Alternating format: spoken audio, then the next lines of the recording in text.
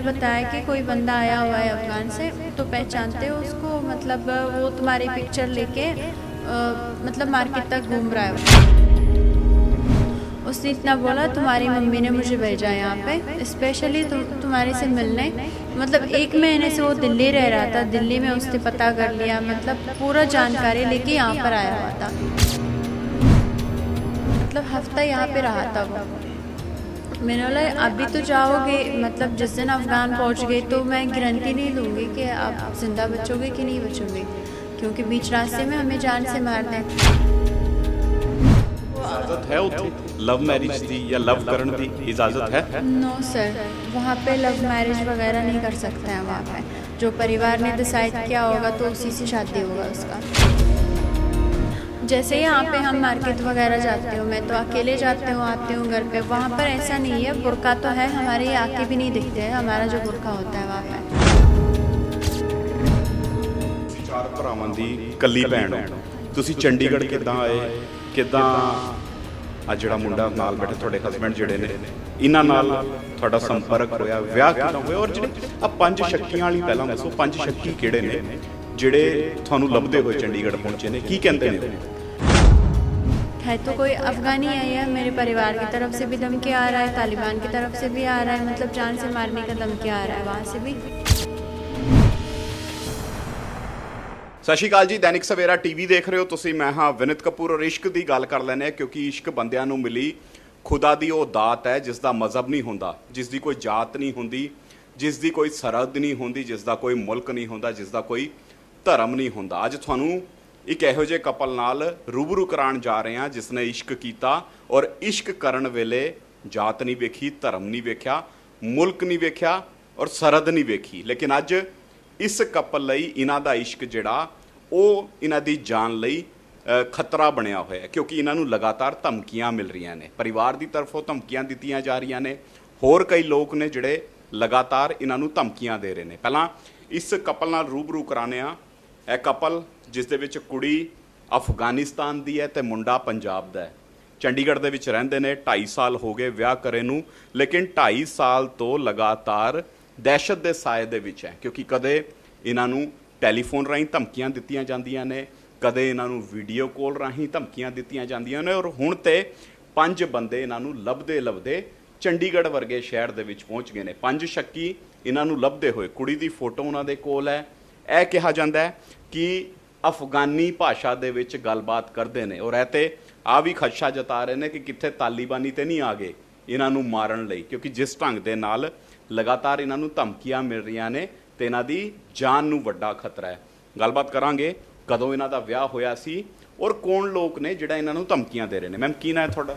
Hello नमस्कार sir, Malala Rahimi हूँ, अफ़गानिस्तान से हूँ। मैं अभी चंडीगढ़ में रह रही हूँ सर। मैं मतलब जिस दिन शादी की शुरुआत से मैं बताऊँ, हम मिले थे 2018 में, 18 के एंड में, मतलब 19 आने वाला था जब हमारी मुलाकात हुई थी। उसके बाद 2020 में 24 जून में हमारी शादी हुई।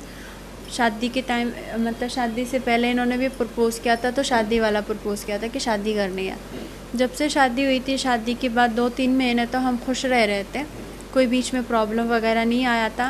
उसके बाद जो मम्मी के रिश्तेदार है, इन्होंने लोहड़ी वाले दिन था, इन्होंने बताया कि कोई बंदा आया हुआ है अफ़गान से, तो पहचानते हो उसको, मतलब वो तुम्हारी पिक्चर लेके मतलब मार्केट तक घूम रहा है वो।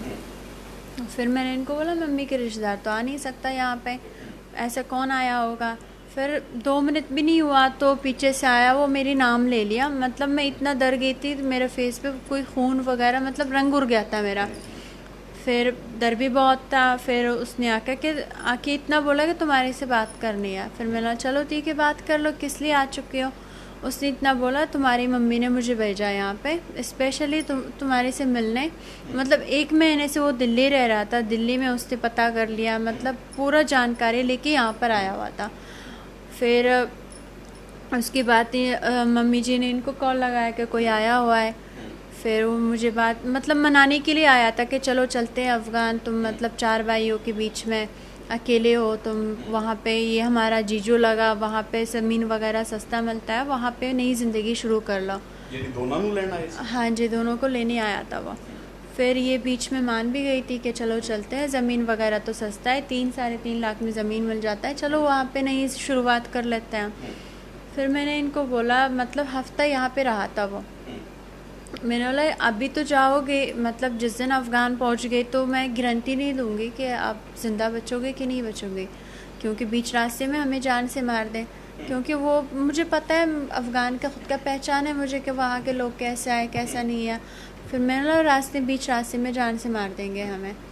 फिर वो इजाजत है उत्थे लव मैरिज दी या लव करण दी इजाजत है? नो सर, वहाँ पे लव मैरिज वगैरह नहीं कर सकते हैं। वहाँ पे जो परिवार ने डिसाइड किया होगा तो उसी से शादी होगा उसका, मतलब 13-14 साल के एज में शादियाँ करवाते हैं लड़की के, चलो बोझ हमारे ऊपर से हट गया। मैं तो ਤਾਂ ਪੁੱਛਿਆ ਕਿਉਂਕਿ ਉੱਥੇ ਕਹਿੰਦੇ ਹਿਜਾਬ ਪਾਣਾ ਕੰਪਲਸਰੀ ਹੈ, ਕੁੜੀ ਬਿਨਾਂ ਹਿਜਾਬ ਤੋਂ ਬਾਹਰ ਨਹੀਂ ਆ ਸਕਦੀ। ਇਸ ਤਰ੍ਹਾਂ ਦੀ ਬੰਦਿਸ਼ਾਂ ਦੇ ਵਿੱਚ ਮੈਨੂੰ ਲੱਗਦਾ ਨਹੀਂ ਵੀ ਕੁੜੀ ਨੂੰ ਇੰਨੀ ਆਜ਼ਾਦੀ ਹੋਏਗੀ ਕਿ ਉਹ ਆਪਣਾ ਜਿਹੜਾ ਹਸਬੈਂਡ ਹੈ ਖੁਦ ਚੁਣ ਸਕੇ। जैसे यहाँ पे हम मार्केट वगैरह जाते हो, मैं तो अकेले जाती हूँ आती हूँ घर पे, वहाँ पर ऐसा नहीं है, बुर्का तो है, हमारे ये आके भी नहीं दिखते हैं हमारा जो बुर्का होता है वहाँ पे। फिर या मम्मी के साथ जाना है मार्केट, या मतलब या मौसी के साथ या भाई के साथ, मतलब एक बुजुर्ग होनी चाहिए उन्हीं के साथ जाके मार्केट फिर आना है घर पे। ਤੁਸੀਂ 4 ਭਰਾਵਾਂ ਦੀ ਕੱਲੀ ਭੈਣ ਹੋ, ਤੁਸੀਂ ਚੰਡੀਗੜ੍ਹ ਕਿੱਦਾਂ ਆਏ, ਕਿੱਦਾਂ ਆ ਜਿਹੜਾ ਮੁੰਡਾ ਨਾਲ ਬੈਠਾ ਤੁਹਾਡੇ ਹਸਬੈਂਡ ਜਿਹੜੇ ਨੇ ਇਹਨਾਂ ਨਾਲ ਤੁਹਾਡਾ ਸੰਪਰਕ ਹੋਇਆ, ਵਿਆਹ ਕਿੱਦਾਂ ਹੋਇਆ, ਔਰ ਜਿਹੜੇ ਆ 5 ਸ਼ੱਕੀਆਂ ਵਾਲੀ ਪਹਿਲਾਂ ਦੱਸੋ, 5 ਸ਼ੱਕੀ ਕਿਹੜੇ ਨੇ ਜਿਹੜੇ ਤੁਹਾਨੂੰ ਲੱਭਦੇ ਹੋਏ ਚੰਡੀਗੜ੍ਹ ਪਹੁੰਚੇ ਨੇ, ਕੀ ਕਹਿੰਦੇ ਨੇ ਉਹ? सर जैसे कि मैं मतलब बीच में हमने पुलिस प्रोडक्शन वगैरह भी लिया हुआ था, पहले भी हमने, हमारा जो ये धमकियाँ वगैरह आ रहा है 1 साल से ऊपर हो रहा है। शुरुआत में तो सिर्फ फ़ोन कॉल्स वगैरह आता था, हमने इतना वो नहीं किया, मतलब इग्नोर मार दिया, चलो कॉल पे क्या कर सकता है वो। जब पीछे मेरे मम्मी के रिश्तेदार आया तो थोड़ा सा हमने सीरियसली ले लिया उसको। फिर हमने जब शिकायत वगैरह कर दिया तो लगातार वीडियो कॉल वगैरह है, तो कोई अफ़गानी आई है, मेरे परिवार की तरफ से भी धमकी आ रहा है, तालिबान की तरफ से भी आ रहा है, मतलब जान से मारने का धमकी आ रहा है वहाँ से भी। फिर मैं आई थी सर यहाँ पे 2018 में, शायद 22 जुलाई था या 23 जुलाई था, मैं आई थी यहाँ पे इंडिया में। मैं स्कॉलरशिप के थ्रू आई थी यहाँ पे। फिर देव समाज कॉलेज में मेरा एडमिशन वगैरह हुआ था। स्टडी करने ਲਈ ਆਏ ਸੀ ਤੁਸੀਂ? हाँ जी, BA करने आई थी मैं यहाँ पे। फिर अफ़गान में पढ़ाई वगैरह इतना अच्छा नहीं है, इस करके मैं स्कॉलरशिप के थ्रू यहाँ पर आई थी कि ताकि यहाँ पे पढ़ लूँ मैं। और पढ़ने वास्ते भी नहीं सर, मुझे बस जो जहन्नुम अफ़गान में था मुझे वहाँ से निकलना था।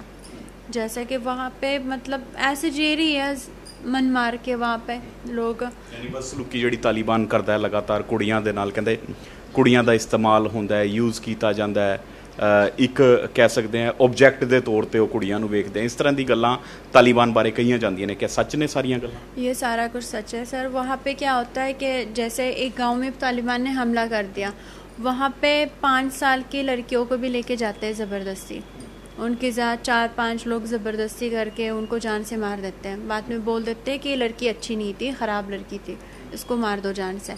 उनके लाश तक भी परिवार को नहीं देते हैं सर।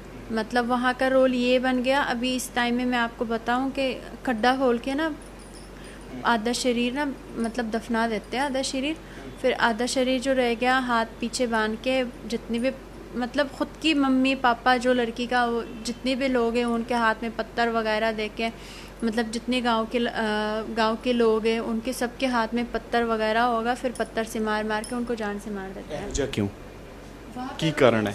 क्या ਉੱਥੇ इंसानियत नहीं है? नहीं सर, वहाँ पे अगर इंसानियत होता सर, अभी आपको पीछे भी पता है कितने लोग मर रहे हैं वहाँ पे, अब किसके लिए कर रहे हैं सर ये सारा कुछ। फिर आधा मतलब शरीर दफना के उनकी मम्मी ने भी मारना है उसको पत्थर, उसके रिश्तेदारों ने भी मारना है, उसकी लाश को भी उसकी मम्मी को नहीं देंगे, वो वहीं पे सरे रहता है चाहे कुत्ते खा लें उसको। लेकिन कहते अफगानी रब ਨੂੰ बड़ा ਮੰਨਦੇ ਨੇ, रब ਦਾ खौफ भी नहीं है। तो सर अगर खौफ होता तो इतना नहीं करते ना वो लोग। कुरान शरीफ में मैं मानती हूँ उन्होंने लिखा हुआ है कि हिजाब पहनना चाहिए, मतलब नमाज पढ़ना चाहिए, और जो टीवी वगैरह उन्होंने बताया हुआ नहीं देखना चाहिए, लेकिन कुरान शरीफ में ये नहीं लिखा हुआ है सर कि किसी को चाके जान से मार दो और उनके परिवार पे नाजायज़ मतलब नाजायज़ नज़र लगा लो उन पे, ऐसा नहीं लिखा हुआ है सर कुरान शरीफ। मैंने भी पढ़ी है कुरान शरीफ, 3 बार मैंने पढ़ के ख़त्म कर चुकी हूँ कुरान शरीफ। ਤੁਹਾਨੂੰ ਜਿਹੜੀਆਂ ਧਮਕੀਆਂ ਪਰਿਵਾਰਿਕ ਮੈਂਬਰ ਪਰਿਵਾਰ 'ਚੋਂ ਕੌਣ ਧਮਕੀਆਂ ਦੇ ਰਿਹਾ? ਕਿਆ ਮਾਂ ਵੀ ਧਮਕੀਆਂ ਦੇ ਰਹੀ ਹੈ? ਮਾਂ ਵੀ ਨਹੀਂ ਗੱਲਬਾਤ ਕਰਦੀ? ਕੱਲੀ ਧੀ ਹੈ, ਕੱਲੀ ਧੀ ਨਾਲ ਤੇ ਬਹੁਤ ਪਿਆਰ ਹੁੰਦਾ ਹੈ, ਮਾਂ ਦਾ ਹੋਏ ਪਿਓ ਦਾ ਹੋਏ, ਕਿਆ ਉਹ ਵੀ ਗੱਲਬਾਤ ਕਰਨ ਲਈ ਤਿਆਰ ਨੇ? सर एक्चुअली जो मैं 4 भाइयों के बीच में इकलौती थी ना, मेरा कोई बहन वगैरह नहीं था, मतलब मम्मी से इतना लगाव था मेरा। जैसे मैं अगर खाना वाना भी अगर मम्मी नहीं होती घर पे, फिर मैं नहीं खाती थी जब तक मम्मी नहीं आ रहे हैं। अगर मार्केट वगैरह भी जाती थी, मैं कोई फ्रूट्स वगैरह ले लूँ तो मैं हाथ में पकड़ के लेके आती थी कि आधा मम्मी खा ले, फिर मैं खा लेती हूँ बाकी। फिर इतना प्यार था मम्मी के नाल। लेकिन जब से शादी वगैरह हुई है, जब से मैंने उनके ख़िलाफ़ जाके शादी वगैरह किया है, तब से कॉल वगैरह नहीं आए थे। 8 से 13 महीने पहले कॉल आया था मम्मी का, जो पिछले इंटरव्यू उन्होंने देखा था हमारा। फिर मतलब हमारे में सोशल मीडिया में पिक्चर वगैरह वायरल नहीं करते, हम नहीं डालते, हमारे में अलाउड ही नहीं है। उन्होंने वीडियो देखा था, किसी ने दिखाया था उनको, फिर उन्होंने इतना बोल दिया कि तुमने वीडियोज़ वगैरह क्यों डाल दिया। फिर मैंने बोला ज़रा देख लो, किसी से ट्रांसलेट करवा दो, क्योंकि मैंने किस लिए डाला हुआ है, फिर धमकियाँ वगैरह क्यों दे रहे हो आप लोग मुझे जीने दो शांति से यहाँ पे, मैं खुश हूँ इनके साथ। फिर उन्होंने इतना बोल दिया कि जितनी भी ज़मीन वगैरह है तुम्हारे पापा ने ले रखा है, तो उसको बेच के अब मैं तुझे जान से मरवाना है, जितने भी गोल्ड वगैरह है। मेरी मम्मी का लास्ट बात इतना था कि मैं जान से मरवा दूँगी आप किसी भी तरह करके। ਜਾਨ ਤੋਂ ਮਰਵਾ ਦੇਗੀ? 1.5 ਮਹੀਨਾ ਪਹਿਲਾਂ ਕੋਲ हाँ जी, 1.5 महीने पहले मम्मी का कॉल आई थी सर। ਮਾਂ ਆਪਣੀ ਸਗੀ ਧੀ ਨੂੰ ਮਰਵਾ ਸਕਦੀ? हाँ जी सर, क्योंकि मम्मी के ख़ुद की मामा ने अपनी लड़की को जान से मार दिया हुआ है, तो फिर वही बंदा मेरे मम्मी को बोल रहा है मैं अपने बच्चे को मार सकता हूँ, तो मेरा ख़र्चा वगैरह दे दे, मैं जान से मार दूँगी इसको। ਹਾਂਜੀ ਭਾਜੀ, ਆਪਣਾ ਕੀ ਨਾਮ? सर मेरा नाम नीरज मलिक है और मैं ही चंडीगढ़ से हूँ, इंडिया से हूँ। ਪੰਜਾਬੀ ਹੋ? जी मैं ਪੰਜਾਬੀ 'ਚ ਹੀ ਗੱਲ ਕਰਾਂਗੇ। ਅਫਗਾਨੀ ਕੁੜੀ ਨਾਲ ਵਿਆਹ ਹੋਇਆ, ਕਿੱਦਾਂ ਵਿਆਹ ਹੋਇਆ? ਪਹਿਲਾਂ ਤੇ ਮਿਲਣ ਦਾ ਸਬਬ ਕਿੱਦਾਂ ਬਣਿਆ? ਦੋਨੋਂ ਇਕੱਠੇ ਕਿੱਦਾਂ ਹੋਏ? ਕਿੱਦਾਂ ਵਿਆਹ ਹੋਇਆ? ਕਹਿੰਦੇ ਪ੍ਰਪੋਜ਼ ਵੀ ਤੁਸੀਂ ਕੀਤਾ ਸੀ ਇਹਨਾਂ ਨੂੰ, ਔਰ ਜਿਹੜੀਆਂ ਧਮਕੀਆਂ ਆ ਰਹੀਆਂ ਨੇ ਇਸ ਨੂੰ ਲੈ ਕੇ ਕੀ ਕਹਿਣਾ ਚਾਹੋਗੇ? ਸਭ ਤੋਂ ਪਹਿਲਾਂ ਤੇ ਆਹ ਦੱਸੋ, ਮਿਲੇ ਕਿੱਥੇ ਸੀ? ਸਤਿ ਸ਼੍ਰੀ ਅਕਾਲ ਜੀ ਸਾਰਿਆਂ ਨੂੰ। ਤੇ ਇਹਨੂੰ ਮੈਂ ਮਿਲਿਆ ਸੀਗਾ, ਮਤਲਬ ਇਹਨੂੰ ਇਹਦੇ ਹੀ ਭਰਾ ਦੇ ਅੱਗੇ ਯਾਰ ਦੋਸਤ ਸੀਗੇ, ਉਸ ਤੋਂ ਵੀ ਅੱਗੇ ਕੰਟੈਕਟ ਸੀਗੇ, ਤੇ ਮੇਰਾ ਆਪਣਾ ਬਿਜ਼ਨਸ ਸੀਗਾ, ਤੇ ਉਹਦੇ ਥਰੂ ਮੇਰੇ ਕਸਟਮਰ ਸੀਗੇ। ਤੇ ਇਹਨੂੰ ਕੋਈ ਹੈਲਥ ਦੀ ਪ੍ਰੋਬਲਮ ਸੀਗੀ, ਤੇ ਉਹਦੇ ਰਿਗਾਰਡਿੰਗ ਮੈਂ ਮੇਰੇ ਸੀਗੇ, ਮੈਂ ਲੋਕਲ ਹੋਣ ਦੀ ਵਜ੍ਹਾ ਨਾਲ ਤੇ ਵਾਕਫ ਹੀ ਸੀਗੀ ਹਸਪੀਟਲਾਂ 'ਚ, ਤੇ ਮੈਂ ਇਹਦਾ ਟ੍ਰੀਟਮੈਂਟ ਵਗੈਰਾ ਕਰਵਾਤਾ ਸੀਗਾ ਉੱਥੇ। ਤੇ ਮੈਂ ਉਸ ਵੇਲੇ ਚਾਹੁੰਦਾ ਸੀਗਾ ਮੈਂ ਇਹਦਾ ਨੰਬਰ ਲੈ ਲਵਾਂ, ਪਰ ਮੈਂ ਉਸ ਵੇਲੇ ਨੰਬਰ ਨਹੀਂ ਲੈ ਸਕਿਆ, ਕੁਝ ਮਜਬੂਰੀਆਂ ਸੀਗੀਆਂ, ਕੁਝ ਭਰਾ ਹੋਣੀ ਖੜੇ ਸੀਗੇ, ਤੇ ਹਿੰਮਤ ਨਹੀਂ ਪਈ ਮੇਰੀ। ਪਹਿਲੀ ਵਾਰ ਵੇਖਿਆ, ਪਹਿਲੀ ਵਾਰ 'ਚ ਨੰਬਰ ਮੰਗਣ ਦੀ ਕੋਸ਼ਿਸ਼ ਕੀਤੀ ਹੈ? ਜੀ ਜੀ ਤਾਂ ਉਸ ਟਾਈਮ ਬਹੁਤ ਕਰਿਆ ਸੀਗਾ ਜੀ ਕਿ ਲੈ ਲਈਏ ਨੰਬਰ ਤੇ ਗੱਲਬਾਤ ਕਰੀਏ, ਲੇਕਿਨ ਭਰਾ ਹੋਣ ਦੀ ਵਜ੍ਹਾ ਨਾਲ ਤੇ ਇਹਦੀ ਕੁਝ ਹੈਲਥ ਉੱਦਾਂ ਦੀ ਨਹੀਂ ਸੀਗੀ ਕੰਡੀਸ਼ਨ ਕਿ ਇਹ ਤੋਂ ਵੀ ਮੈਂ ਡਾਇਰੈਕਟ ਨੰਬਰ ਲੈ ਸਕਾਂ, ਤੇ ਗੱਲਬਾਤ ਬਣੀ ਨਹੀਂ, ਤੇ ਮੇਰਾ ਮੌਕਾ ਉਸ ਵੇਲੇ ਕਹਿ ਸਕਦੇ ਹਾਂ ਕਿ ਮੌਕਾ ਨਹੀਂ ਲੱਗਿਆ। ਤੇ ਮੈਂ ਇਹਨੂੰ ਲੱਭਦਾ ਰਿਹਾ, ਸਰਚ ਕਰਦਾ ਰਿਹਾ ਇਹਨੂੰ ਕਿ ਕਿਸੇ ਬਹਾਨੇ, ਕਿਸੇ ਹੋਰ ਤਰੀਕੇ, ਕੋਈ ਮੈਡੀਸਨ ਦੀ ਕੋਈ ਹੋਰ ਪਾਸੇ, ਜਿੱਦਾਂ ਆਪਾਂ ਕਰੀਦਾ ਹੁੰਦਾ ਮੁੰਡਿਆਂ। ਉਸ ਵੇਲੇ ਏਜ ਵੀ ਕੁਝ ਇੱਦਾਂ ਦੀ ਸੀਗੀ, ਤੇ ਨਹੀਂ ਗੱਲਬਾਤ ਬਣੀ। ਲੇਕਿਨ ਜਿਸ ਨਾਲ ਨਜ਼ਰ ਮਿਲੀ, ਇਸ਼ਕ ਹੋਇਆ, ਉਹ ਨਾਲ ਹੋਣੀ ਚਾਹੀਦੀ ਹੁਣ, ਆਹੀ ਸੋਚਿਆ ਸੀ? ਹਾਂ, ਫਸਟ ਐਟ ਲਵ ਸਾਈਟ ਕਹਿ ਸਕਦੇ ਹਾਂ ਕਿ ਪਿਆਰ ਹੋ ਗਿਆ ਸੀਗਾ ਇਹਦੇ ਨਾਲ। ਤੇ ਫਿਰ ਉਸ ਤੋਂ ਬਾਅਦ 3 ਮਹੀਨਿਆਂ ਬਾਅਦ ਇਹ ਰੱਬ ਦੀ ਦਇਆ ਨਾਲ ਕਿਤੇ ਮਿਲ ਗਈ। 3 ਮਹੀਨੇ ਬਾਅਦ ਇਹ ਮਿਲ ਗਈ। ਤੇ ਜਦੋਂ ਪਹਿਲੀ ਵਾਰ ਉਸ ਸੈਕਿੰਡ ਟਾਈਮ ਜਦੋਂ ਮਿਲੀ ਹਸਪੀਟਲ 'ਚ, ਤੇ ਮੈਂ ਇਹਨੂੰ ਦੇਖ ਕੇ ਲੰਘ ਗਿਆ। ਮੇਰੇ आंटी की लड़की बीमार ਚੇਤਾ ਨਹੀਂ ਆਇਆ ਕਿ ਜਦ ਮੈਂ ਬਾਹਰ ਨਿਕਲ ਗਿਆ ਇੱਕਦਮ ਤੋਂ ਫਿਰ ਦਿਮਾਗ ਦੇ ਪੁਰਜੇ ਖੁੱਲੇ। ਮੈਂ ਕਿਹਾ 3 ਮਹੀਨੇ ਤੋਂ ਇਹਨੂੰ ਤਾਂ ਲੱਭ ਰਿਹਾ। ਤੇ ਅੱਛਾ, ਮੈਂ ਕਿਹਾ ਇਹ ਤਾਂ ਉਹੀ ਖੜੀ। ਮੈਂ ਆਪਣੇ ਯਾਰ ਨੂੰ ਮੋਢਾ ਮਾਰਿਆ, ਮੈਂ ਕਿਹਾ ਇਹ ਉਹੀ ਨਹੀਂ ਆਪਾਂ ਜਿਹਨੂੰ ਲੱਭਦੇ ਆ? ਤੇ ਉਹਨੇ ਨਜ਼ਰ ਮਾਰ ਕੇ ਕਿਹਾ ਹਾਂ ਬਈ ਉਹੀ। ਮੈਂ ਕਿਹਾ ਫਿਰ ਚਲੋ, ਫਿਰ ਦਵਾਈ ਬਾਅਦ 'ਚ ਲੈ ਲਾਂਗੇ, ਜਿਸ ਪੇਸ਼ੈਂਟ ਦੀ ਲੈਣ ਆਏ ਆ, ਪਹਿਲਾਂ ਇਹਦਾ ਟ੍ਰੀਟਮੈਂਟ ਦੁਬਾਰਾ ਦੇਖ ਲੈਂਦੇ ਆ। ਤੇ ਫਿਰ ਗੱਲਬਾਤ ਹੋਈ, ਤੇ ਨੰਬਰ ਵਗੈਰਾ ਐਕਸਚੇਂਜ ਹੋ ਗਏ, ਤੇ ਗੱਲਬਾਤ ਹੁੰਦੀ ਰਹੀ। ਤੇ ਚਲੋ ਗੱਲਾਂ ਬਾਤਾਂ ਹੁੰਦੀਆਂ ਰਹੀਆਂ, ਤੇ ਫਿਰ ਮੈਂ ਸਮਝ ਤਾਂ ਇਹ ਗਈ ਸੀਗੀ ਕਿ ਕਹਿਣਾ ਕੀ ਚਾਹੁੰਦਾ ਹੈ, ਪਰ ਮੈਂ ਇਹਨੂੰ ਪ੍ਰਪੋਜ਼ ਕੋਈ ਫਰੈਂਡਸ਼ਿਪ ਵਾਸਤੇ ਜਾਂ ਹੋਰ ਪਾਸੇ ਕੋਈ ਭੁਲੇਖੇ ਕਦੋਂ ਕੀਤਾ? ਨੰਬਰ ਜਿਸ ਦਿਨ ਲਿੱਤਾ ਕਿ ਉਸੇ ਦਿਨ ਪ੍ਰਪੋਜ਼ ਕਰਤਾ? उसी रात ही सर। ਮੈਂ ਉਸੇ ਵੇਲੇ उसी रात। ਰਾਤੀ। ਉਹ ਕਾਲਾ ਸੀ ਮੁੰਡਾ। ਹਾਂ ਮੈਂ 3 ਮਹੀਨੇ ਤੋਂ ਹੀ ਸਰ ਮੈਂ ਕਾਲਾ ਸੀਗਾ, ਇਹਨੂੰ ਲੱਭਦਾ ਸੀਗਾ ਮੈਂ, ਪਰ ਹੁਣ ਇਹ ਦੁਬਾਰਾ ਮੌਕਾ ਜਾਣ ਦੇਣਾ ਹੀ ਨਹੀਂ ਚਾਹੁੰਦਾ ਸੀਗਾ ਆਪਣੇ ਹੱਥੋਂ, ਕਿਉਂਕਿ ਮੈਂ ਇਹਦੀ 3 ਮਹੀਨੇ ਉਡੀਕ ਕੀਤੀ ਸੀਗੀ। ਤੇ ਮੈਂ ਇਹਨੂੰ ਪੁੱਛਿਆ, ਮੈਂ ਕਿਹਾ ਦੇਖ ਸਿੱਧੀਓ ਜੀ ਗੱਲ ਹੈ ਤੇ ਸਪਸ਼ਟ ਗੱਲ ਹੈ ਸਾਡੀ, ਠੀਕ ਹੈ, ਤੇ ਵਿਆਹ ਕਰਾਉਣਾ ਹੈ ਤੇਰੇ ਨਾਲ, ਤੇ ਤੂੰ ਦੱਸ ਤੇਰਾ ਕੀ ਇਹਦੇ ਵਾਲੇ ਵਿਚਾਰ ਹੈਗਾ। ਤੇ ਕਹਿੰਦੀ ਮੈਂ ਸੋਚਾਂਗੀ। ਤੇ ਅਗਲੇ ਦਿਨ ਫਿਰ ਗੱਲਬਾਤ ਹੋਈ, ਮਿਲੇ ਆਪਾਂ ਬੈਠੇ, ਤੇ ਇਹਨੇ ਕਿਹਾ ਕਿ ਹਾਂ ਮੈਂ ਵੀ ਵਿਆਹ ਕਰਾਉਣ ਨੂੰ ਤੁਹਾਡੇ ਨਾਲ ਤਿਆਰ ਹਾਂ। ਮੈਂ ਚਲੋ ਫਿਰ ਤਾਂ ਫਿਰ ਆਪਣੀ ਗੱਲਬਾਤ ਹੁੰਦੀ ਰਹੀ ਠੀਕ ਠਾਕ ਵਧੀਆ, ਆਪਣਾ 2-3 ਮਹੀਨੇ ਆਪਾਂ ਵਧੀਆ ਸਮਾਂ ਕੱਟਿਆ। ਜਦ ਫਿਰ ਵਿਆਹ ਦੀ ਵਾਰੀ ਆਈ, ਮੈਂ ਇਹਨੂੰ ਫਿਰ ਆਪਣੇ ਸਿੱਧਾ ਪੇਰੈਂਟਸ ਨਾਲ ਮਿਲਾਇਆ ਤਾਂ ਕਿ ਕੁੜੀ ਨੂੰ ਇੱਕ ਭਰੋਸਾ ਆਪਣੇ ਦਿਲੋਂ ਰਵੇ ਕਿ ਮੁੰਡਾ ਧੋਖਾ ਨਹੀਂ ਦੇਣਾ। ਤੇ ਮੈਂ ਆਪਣੀ ਮਾਂ ਨਾਲ ਆਪਣਾ ਮੁੰਡਾ ਸਭ ਤੋਂ ਜ਼ਿਆਦਾ ਆਪਣੀ ਮਾਂ ਨਾਲ ਵੱਧ ਪਿਆਰ ਕਰਦਾ ਹੁੰਦਾ ਹੈ ਨਾ, ਤੇ ਗਿਲੇ ਸ਼ਿਕਵੇ ਆਪਣੀ ਮਾਂ ਨਾਲ ਪੂਰੇ ਕਰ ਲੈਂਦਾ ਹੁੰਦਾ। ਤੇ ਮੈਂ ਆਪਣੀ ਸਭ ਤੋਂ ਪਹਿਲਾਂ ਇਹਨੂੰ ਲਿਆ ਕੇ ਆਪਣੀ ਮਾਂ ਨੂੰ ਮਿਲਾਇਆ ਕਿ ਮੈਂ ਕਿਹਾ ਆ ਚੱਕੋ ਜੀ ਮੇਰੀ ਮੰਮੀ, ਤੇ ਮੰਮੀ ਜੀ ਇਹ ਹੈਗੀ ਹੈ ਕੁੜੀ ਜਿਹਨੂੰ ਮੈਂ ਪਸੰਦ ਕਰਦਾ ਹਾਂ। ਤੇ ਗੱਲਾਂ ਬਾਤਾਂ ਇਹਨਾਂ ਨੇ ਅੱਧਾ ਘੰਟਾ ਮੈਨੂੰ ਤਾਂ ਭੇਜਤਾ ਕਿ ਤੂੰ ਤਾਂ ਲੰਘਦਾ ਬਣ, ਹੁਣ ਮੈਨੂੰ ਗੱਲਾਂ ਕਰਨ ਦੇ। ਇਹਨਾਂ ਨੇ ਅੱਧਾ ਘੰਟਾ ਗੱਲਾਂ ਗੁੱਲਾਂ ਕਰੀਆਂ। ਫਿਰ ਮੈਂ ਇਹਨੂੰ ਆ ਕੇ ਪੁੱਛਿਆ, ਮੈਂ ਮੈਨੂੰ ਪਤਾ ਸੀ ਕੁੜੀ ਅਫਗਾਨੀ? ਹਾਂ ਸਾਰਾ ਕੁਝ। ਫਿਰ ਜਦ ਮੈਂ ਮਿਲਾ ਹੀ ਦਿੱਤਾ, ਅਗਲੇ ਨੇ ਮੈਨੂੰ ਹੀ ਦੌੜਾਤਾ, ਫਿਰ ਅਗਲੇ ਨੇ ਗੱਲਾਂ ਆਪਾਂ ਹੀ ਕਰੀਆਂ। ਤੇ ਮੈਂ ਪਹਿਲੇ ਦਿਨ ਐਕਸੈਪਟ ਕਰ ਲਿਆ ਸੀ? मुझे अभी भी याद है सर, 501 रुपये शगुन थे। ਪਹਿਲੇ ਦਿਨ ਹੀ ਮਿਲ ਗਿਆ ਸੀ? हाँ जी। ਯਾਨੀ ਪਹਿਲੇ ਦਿਨ ਹੀ ਛੁਹਾਰਾ ਲੱਗ ਗਿਆ ਸੀ ਵੀ ਹਾਂ ਕੁੜੀ ਐਕਸੈਪਟ ਹੋ ਹਾਂ, ਗਈ। ਇਹਨਾਂ ਨੇ ਗੱਲਾਂ ਬਾਤਾਂ ਕੀਤੀਆਂ ਆਪਣੀਆਂ ਵਧੀਆ। ਮੰਮੀ ਨੇ ਤਾਂ ਇਹਦੇ ਹੱਥ ਤੇ ਰੱਖਤਾ ਸੀਗਾ, ਚਲੋ ਠੀਕ ਹੈ ਇਹ ਮੁੱਠੀ 'ਚ ਰੱਖ, ਬਾਕੀ ਤੂੰ ਦੇਖ, ਹੁਣ ਤੂੰ ਦੇਖ ਲੈ। ਸਾਡੇ ਵੱਲੋਂ ਮਤਲਬ ਮੁੰਡੇ ਨੇ ਜੇ ਕਹਿਤਾ ਤੇ ਮੁੰਡਾ ਪਹਿਲੀ ਵਾਰ ਲੈ ਕੇ ਕੋਈ ਕੁੜੀ ਘਰੇ ਆਇਆ, ਨਹੀਂ ਤਾਂ ਇਹਦੀ ਹਿੰਮਤ ਨਹੀਂ ਹੈਗੀ। ਕੁੜੀ ਦੇ ਮਾਪਿਆਂ ਨੂੰ ਕੋਸ਼ਿਸ਼ ਨਹੀਂ ਕੀਤੀ ਕਿ ਉਹਨਾਂ ਨੂੰ ਵੀ ਐਗਰੀ ਕੀਤਾ ਜਾਏ ਕਿ ਹੁਣ ਸਮਾਂ ਬਦਲ ਗਿਆ, ਹੁਣ ਗੈਰ ਮੁਲਕ ਵਿਆਹ ਵੀ ਹੁੰਦੇ ਨੇ, ਗੈਰ ਮਜ਼ਹਬ ਵਿਆਹ ਵੀ ਹੁੰਦੇ ਨੇ, ਬਸ ਇਹ ਹੈ ਕਿ ਕਪਲ ਖੁਸ਼ ਰਹਿਣੇ ਚਾਹੀਦੇ। ਹਾਂ ਨਹੀਂ, ਮੇਰੇ ਘਰਦਿਆਂ ਤੋਂ ਮੈਂ ਤਾਂ ਇਹ ਸੀਗਾ ਕਿ ਚਲੋ ਕੁੜੀ ਨੂੰ ਥੋੜਾ ਦਿਲ ਤੋਂ ਤਸੱਲੀ ਰਵੇ ਕਿ ਇਹ ਫ੍ਰੀ ਹੈ, ਕਿ ਕੋਈ ਧੋਖਾ ਵਾਲੀ ਗੱਲ ਨਹੀਂ ਹੈਗੀ ਹੈ। ਤੇ ਚੰਡੀਗੜ੍ਹ ਬਹੁਤ ਹੁੰਦੇ ਆ, ਬਹੁਤ ਆਪਣੇ ਇੰਡੀਆ 'ਚ, ਤੇ ਮੈਂ ਉਹ ਵਾਲੀ ਗੱਲਬਾਤ ਹੈ ਹੀ ਨਹੀਂ ਆਪਣੇ 'ਚ। ਆਪਣੇ ਜੇ ਘਰ ਦੇ ਮਿਲਾ ਤੇ ਘਰਦਿਆਂ ਨੇ ਸਾਰਾ ਕੁਝ ਕਰਤਾ, ਤੇ ਘਰਦਿਆਂ ਨੇ ਕਹਿਤਾ ਹੁਣ ਤੁਸੀਂ ਦੇਖਣੀ ਆਪਣੀ ਜ਼ਿੰਦਗੀ, ਠੀਕ ਹੈ, ਤੂੰ ਆਪਣੇ ਘਰ ਦੇ ਗੱਲ ਕਰ ਲੈ ਬਈ। ਹੁਣ ਸਾਡੇ ਤੋਂ ਤਾਂ ਗੱਲ ਹੋਣੀ ਨਹੀਂ, ਹੁਣ ਅਸੀਂ ਤਾਂ ਸਿੱਖਣ ਰਹੇ ਫਾਰਸੀਆਂ ਹੈ ਨਾ, ਤੇ ਤੂੰ ਆਪਣੇ ਆਪ ਹੀ ਗੱਲ ਕਰਕੇ ਸਮਝਾ ਲੈ ਕਿ ਤੇ ਪੈਣੀ ਜਦੋਂ ਉਹ ਪੰਜਾਬੀ ਬੋਲਣਾ ਸਿੱਖ ਗਈ, ਥੋੜਾ ਥੋੜਾ ਸਮਝਣਾ ਸਿੱਖ ਗਈ, ਤੇ ਫਾਰਸੀ ਤੇ ਤੁਹਾਨੂੰ ਵੀ ਸਿੱਖਣੀ ਪੈਣੀ। ਇੱਕ ਹੋਵੇ ਫਾਰਸੀ ਲੈਂਗੁਏਜ ਹੀ ਬਹੁਤ ਬੋਲਦੇ ਆ ਇਹਦੇ, ਹਰ ਪਿੰਡ ਪਿੰਡ ਜਾ ਕੇ ਤਾਂ ਲੈਂਗੁਏਜ ਬਦਲ ਜਾਂਦੀ ਹੁੰਦੀ ਹੈ। ਇਹ ਥੋੜੀ ਹੋ ਗਿਆ ਕਿ ਆਪਣੇ ਜਿਹਦਾ ਸੰਗਰੂਰ ਵੀ ਪੰਜਾਬੀ ਤੇ ਪਟਿਆਲੇ ਵੀ ਪੰਜਾਬੀ।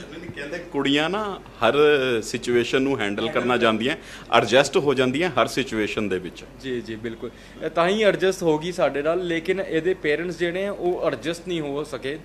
ਤੇ ਮੈਂ 6 ਮਹੀਨੇ ਇਹਦੀ ਹੀ ਗੱਲ ਦੀ ਉਡੀਕ ਕੀਤੀ ਵਿਆਹ ਤੋਂ ਪਹਿਲਾਂ।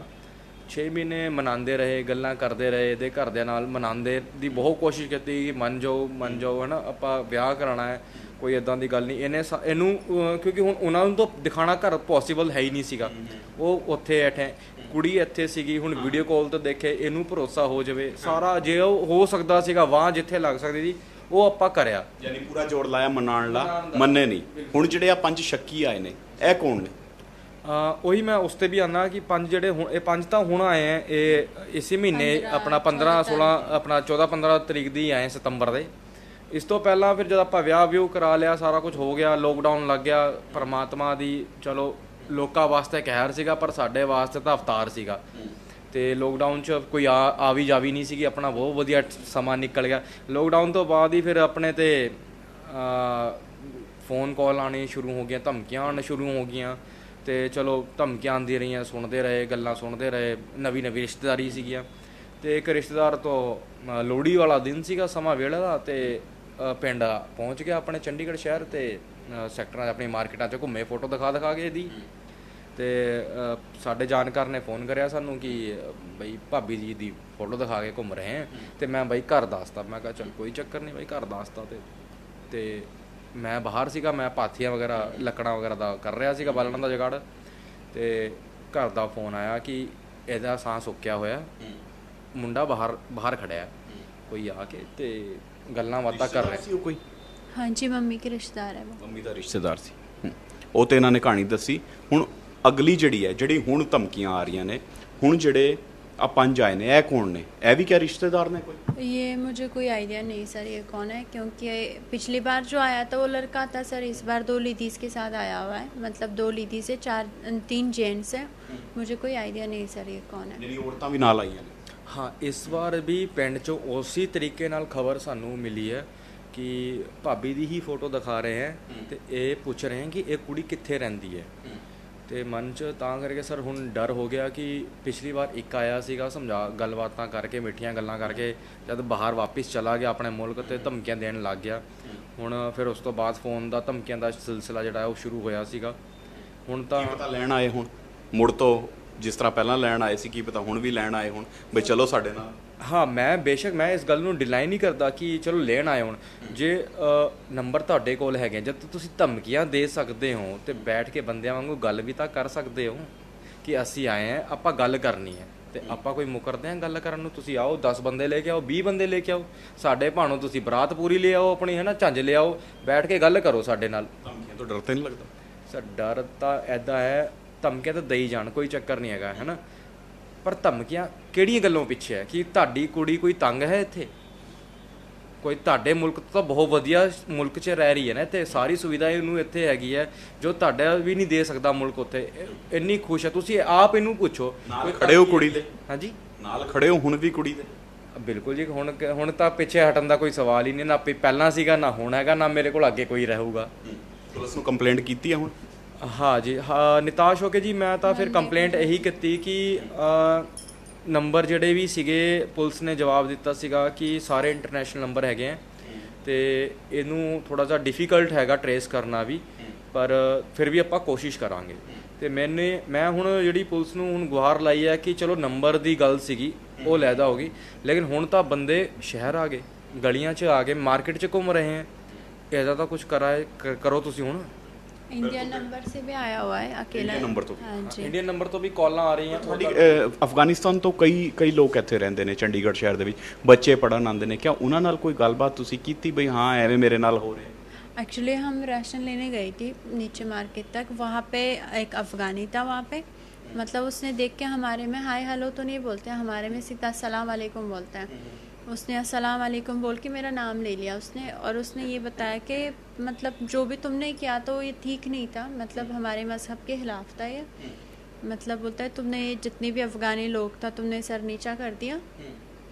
फिर वो उसको हिंदी आता है, फिर इनको बोल दिया कि जिस दिन अगर भाई मौका आएगा तो मेरे पे भी भरोसा मत करना, क्योंकि सबसे पहले हम हाथ चकेंगे आप लोगों के ऊपर जिस दिन मौका मिलेगा मारने का। ਯਾਨੀ ਗੈਰ ਮਜ਼ਹਬ ਵਿਆਹ ਕਰਨਾ ਅੱਜ ਮਹਿੰਗਾ ਪੈਂਦਾ ਨਜ਼ਰ ਆ ਰਿਹਾ?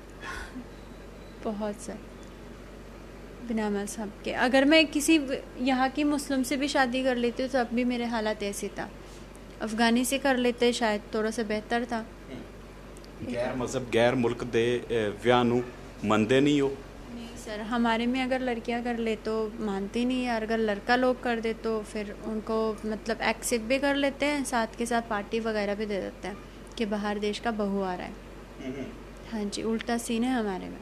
ਅੱਛਾ, ਕੁੜੀ ਬਾਹਰ ਆਪਣੀ ਮਰਜ਼ੀ ਨਾਲ ਨਹੀਂ ਵਿਆਹ ਕਰ ਸਕਦੀ, ਮੁੰਡਾ ਭਾਵੇਂ ਬਾਹਰ ਦੀ ਕੁੜੀ ਜ਼ਰੂਰ ਲੈ ਆਏ। हाँ जी सर, तभी तो अफ़गान में मतलब 1 की 2 3 4 शादियाँ करते हैं, क्योंकि लड़कियाँ कुछ ਤੁਹਾਡੇ ਹਸਬੰਡ ਨੂੰ ਕਹਿ ਕੇ ਕੀ ਬੁਲਾਉਂਦੇ ਨੇ? काफिर बुलाते हैं सर मेरे हस्बैंड को, जितने भी मेरे परिवार वगैरह है वो सारे बोलते हैं कि काफिर से शादी। ਬੁਰਾ ਲੱਗਦਾ ਸੁਣ ਕੇ? क्यों नहीं लगता सर, बहुत बुरा लगता है मुझे। इनका नाम मतलब काफिर नाम है इनका नीरज मलिक, लेकिन वो मतलब काफिर के नाम से बोलते हैं। ਨਾਲ ਖੜੇ ਹੋਏ ਨੇ? हाँ जी खड़ी है, मैं भी खड़ी हूँ इनकी नाल सर। ਬਿਲਕੁਲ ਨਾਲ ਖੜੇ ਹੈ, ਪਿਆਰ ਕੀਤਾ ਹੈ, ਔਰ ਆ ਪਿਆਰ ਹੀ ਹੈ ਜਿਹੜਾ 2.5 ਸਾਲ ਤੋਂ ਇਹਨਾਂ ਨੂੰ ਇਕੱਠੇ ਜੋੜ ਕੇ ਰੱਖੇ ਹੋਇਆ। ਧਮਕੀਆਂ ਆਉਂਦੀਆਂ ਨੇ, ਲੇਕਿਨ ਇਸ ਧਮਕੀ ਨੂੰ ਇਹ ਸੋਚ ਕੇ ਅਵੋਇਡ ਕਰ ਦਿੰਦੇ ਨੇ ਕਿ ਇਕੱਠੇ ਤੇ ਹੈ, ਖੁਸ਼ ਤੇ ਹੈ। ਆ ਫੋਟੋਆਂ ਇਹਨਾਂ ਦੀ ਦਿਖਾਣਾ ਵੀ ਚਾਹੂੰਗਾ। ਫੋਟੋ ਜਿਹੜੀ ਹੈ ਇਹ ਵਿਖਾਉਂਦੀ ਹੈ ਕਿ ਕਿੰਨੀ ਖੁਸ਼ਹਾਲ ਜ਼ਿੰਦਗੀ ਆ ਕਪਲ ਜੀ ਰਿਹਾ। ਆ ਖੁਸ਼ਹਾਲ ਜ਼ਿੰਦਗੀ ਹੈ ਜਿਹੜੀ ਆ ਕਪਲ ਜੀ ਰਿਹਾ, ਔਰ ਪੁਲਿਸ ਨੂੰ ਇਹਨਾਂ ਨੇ ਸ਼ਿਕਾਇਤ ਕੀਤੀ ਹੈ, पुलिस भी एक्शन लेंदी नजर आएगी। हाँ जी, चलते चलते कुछ कहना चाहोगे? हाँ जी सर, कई लोगों ने ये बोल दिया कि मतलब जब हमारा पहला भी इंटरव्यू था उन्होंने बोल दिया लड़की अफ़गान से नहीं लग रही है, मतलब इंडियन लग रही है। मैं उनको इतना बोलना चाहती हूँ कि मतलब सारे लोगों ने मुझे सपोर्ट कर कमेंट करने वाले ਜਿਹੜੇ ਨੇ हाँ जी, सपोर्ट भी बहुत मतलब पूरी दुनिया ने सपोर्ट किया, उनका भी मैं धन्यवाद बोलना चाहती हूँ और शुक्रिया अदा करना चाहती हूँ उनको भी। लेकिन मैं उनको इतना बोलना है कि मैं अफ़गानिस्तान से हूँ, अगर आपको मेरी भाषा में अगर कुछ सुनना है तो मैं अपनी भाषा में भी बोल देती हूँ, लेकिन मैं इंडियन नहीं हूँ सर, अफ़गानी हूँ मैं, क्योंकि कई लोग ने बोला कि इंडियन लग रहा है लड़की। ਜੇ ਸਾਡਾ ਇੰਟਰਵਿਊ ਤੁਹਾਡੇ ਮੁਲਕ ਪਹੁੰਚਦਾ ਹੈ ਉਹਨਾਂ ਨੂੰ ਕੁਝ ਤੁਸੀਂ ਆਪਣੀ ਲੈਂਗੁਏਜ ਦੇ ਵਿੱਚ ਕਹਿਣਾ ਚਾਹੋਗੇ? हाँ जी सर, सबसे पहले मैं अस्सलाम वालेकुम बतामा माज़ोय फॉर्मिला اشما قدر میخوایم که لطفا دیگه برام اخطار این چیزا نتین. ما بسیار خوش هستم امرای ازی و میخوایم که زندگی ما با این پیش ببرم و از همه تان معذرت میخوایم و لطفا دیگه برام نه اخطار این چیزا برام بتین نه زنگ بزنن برام. تشکر از همگیتان. ਸਾਨੂੰ ਵੀ ਦੱਸ ਦਿਓ ਕੀ ਹੈ। मेरे वाला तो ससुरी हाल है। मैंने अपनी भाषा में बोला कि सबसे पहले मैं अपने परिवार को अस्सलाम वालेकुम बोला मैंने उनको, और उसके बाद मैंने उनको ये बताया कि प्लीज़ मुझे आज के बाद धमकी वगैरह मत दिया करो और मैं इनके साथ बहुत खुश हूँ और इन्हीं के साथ मुझे मेरा फ्यूचर आगे बढ़ाना है और प्लीज़ कॉल वगैरह मत करा करो मुझे। ਬਿਲਕੁਲ ਦੇਖੋ ਅਦਬ ਹੈ ਹਜੇ ਵੀ ਪਰਿਵਾਰ ਦੇ ਨਾਲ ਕਿਤੇ ਨਾ ਕਿਤੇ ਜ਼ਰੂਰ ਦਿਲ ਤਰਸਦਾ ਹੈ, ਜਿਸ ਪਰਿਵਾਰ ਦੇ ਨਾਲ ਜ਼ਿੰਦਗੀ ਬਤੀਤ ਕੀਤੀ ਹੋਏ, ਵੱਡੀ ਹੋਈ ਜਿਸ ਪਰਿਵਾਰ ਦੇ ਵਿੱਚ ਆ ਕੁੜੀ, ਕਿ ਉਹ ਪਰਿਵਾਰ ਜਦੋਂ ਧਮਕੀਆਂ ਦੇਣ ਲੱਗ ਜੇ, ਜਾਨ ਤੋਂ ਮਾਰਨ ਦੀ ਧਮਕੀਆਂ ਦੇਣ ਲੱਗ ਜੇ ਤਾਂ ਕਿਤੇ ਨਾ ਕਿਤੇ ਦਿਲ ਟੁੱਟਦਾ ਵੀ ਹੈ। ਹਾਲਾਂਕਿ ਪੁਲਿਸ ਨੂੰ ਸ਼ਿਕਾਇਤ ਦਿੱਤੀ ਹੈ, ਵੇਖਣ ਵਾਲੀ ਗੱਲ ਰਹੇਗੀ ਕਿ ਇਹਨਾਂ ਦੀ ਸ਼ਿਕਾਇਤ ਦੇ ਉੱਪਰ ਚੰਡੀਗੜ੍ਹ ਪੁਲਿਸ ਜਿਹੜੀ ਹੈ ਉਹ ਕੀ ਐਕਸ਼ਨ ਲੈਂਦੀ ਹੋਈ ਨਜ਼ਰ ਆਊਗੀ। ਕੈਮਰਾ ਪਰਸਨ ਆਨੰਦ ਦੇ ਨਾਲ ਵਿਨੀਤ ਕਪੂਰ, ਦੈਨਿਕ ਸਵੇਰਾ ਟੀਵੀ, ਚੰਡੀਗੜ੍ਹ।